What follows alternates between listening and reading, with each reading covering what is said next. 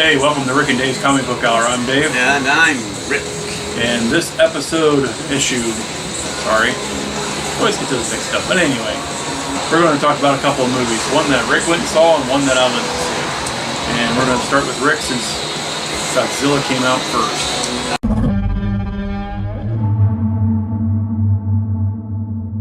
Godzilla 2014, starring Aaron Johnson Taylor, better known as Kick-Ass, the Kick-Ass movie. In this movie, he plays Ford Brody. Say my name. Also in this movie is Elizabeth Olsen. She plays Ellie Brody. Ford Brody's wife. Say my name. Then there's Ken Wannabe, who plays one of the Japanese scientists. Say my name. And also in this movie is Brian Cranston, who plays Joe Brody, the father, better known as Walter White, the Heisenberg in the Breaking Bad. You're goddamn right. Brian Cranston plays Joe Brody, a haunted father, husband, who lost his wife in a nuclear accident. He has spent years trying to disprove that it was a nuclear accident, that it was something else, as part of the Japanese government cover-up. In the meantime, his son Ford has grown up to be a military ornithologist, and also responsible for bailing out his father from trouble from time to time as he investigates the so-called nuclear accident. This puts a strain on Ford's family and his son Sam. As you can tell, this is family-based. Director Gareth Edwards wanted to have a family drama in the forefront and have the monster element in the background, and it works. This is a Hollywood movie. And that's what you do. The plot is thick and good. It's solid.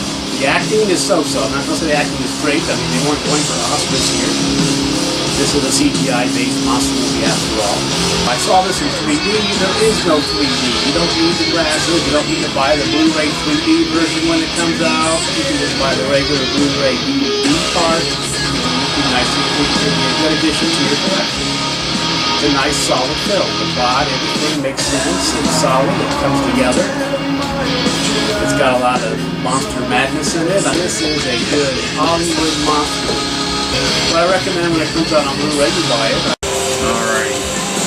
Well, the movie I went and saw was... which was pretty cool.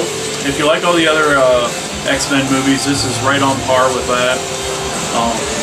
Of course, starring basically Wolverine, since they came up with the reason he was the only one physically capable of traveling back in the past that far without being hurt.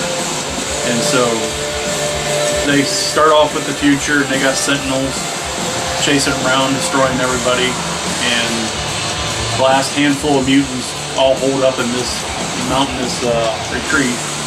Looks like something out of Iron Fist or something like that.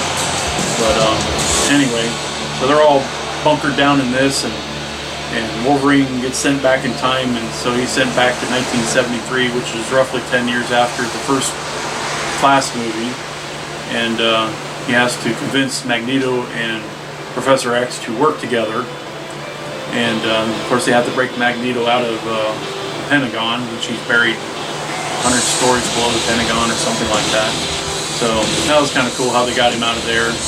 They introduced Quicksilver and several other mutants, but he was instrumental in getting Magneto out. And then of course they have to stop Mystique from pulling the trigger, which literally changes the future towards the path where the Sentinels take over the world and start killing all the mutants and anybody related to helping the mutants and all this other stuff. So it was pretty cool movie. So they had lots of action and drama and lots of different mutants in there doing their thing, and Wolverine got everybody to work together, and and show the last battle in the future. You know, was kind of going back and forth a little bit. You know, as the climax of the movie build. So that was kind of neat how they went from 73 to the future and how things were paralleling a little bit there on the battle and whatnot. But I give the movie a thumbs up. It was fun to watch.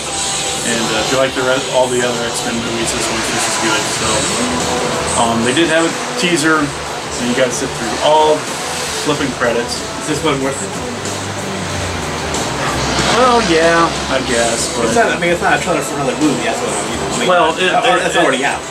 No, it'll tell you. Well, if you've read what the next X-Men movie's called, it's X-Men Apocalypse. So if you're not familiar with Apocalypse, and he's back in Egypt where he started, and he's building a pyramid, and everybody's bowing down, worshiping him, and over in the distance you see the 4 horsemen up on the sand dune away from him. They're watching everything. So that was kind of cool. So you know, it's one of those little 1 or 2 minute teasers there. So one of the questions about this movie was like when when we last saw the X-Men, the first 3 were Professor X were dead, and then we have the also storyline where these balls are not metal anymore. You seem to think this movie reset everything. That's why Professor X is alive and Wolverine is back the way he's supposed to be. yeah, that's why I took it at the end of the movie, because when Wolverine finally kind of wakes up back to the future present, he's the only one that knows about the alternate timeline and what they had to do to change it so it followed a different path so they didn't come to this end of the world scenario. And yeah, so I think it basically reset practically everything. So stuff must have obviously happened, or he probably got his claws, and some things probably stayed basically the same, but enough changed that Jean Grey's still around at the end of this movie, where she dies and Professor X dies in the other movie. How is this possible? As I told you a long time ago, you're not the only one with gifts. Stuff like that. So I think this is kind of the movie franchise way of resetting things so they can use other storylines. Continue with Jean Grey, Cyclops. Yeah, Jean Grey's really popular, and they really need to bump up Cyclops' role in these movies a little bit. I mean, he's like the ultimate X-Man, really. I mean, they say it's Wolverine and the X-Men instead of... Yeah, at least that's where the movies have been. And I think the guy playing Cyclops can carry the movie if they really give him a good script to go by. But instead of acting like a dick all the time. Yeah. So they get past him acting like a dick, and that would be much better. So, but yeah, I like it, and you can see the differences. Like in the future, he's got metal claws, and when he goes in the past, he's got his bone claws. So obviously, all the adamantium comes somewhere around the 80s, I guess. So, and that all happens. But yeah, I like the movie. So there may be some nuances or whatever, but it's comic books and it's a movie, so get over it. And, I mean, seriously, just sit back, enjoy it, and they try to keep some consistencies going on there. I mean, so I take it as a reset a little bit, so they can do what they want with future movies. So I give it a thumbs up. It's worth watching.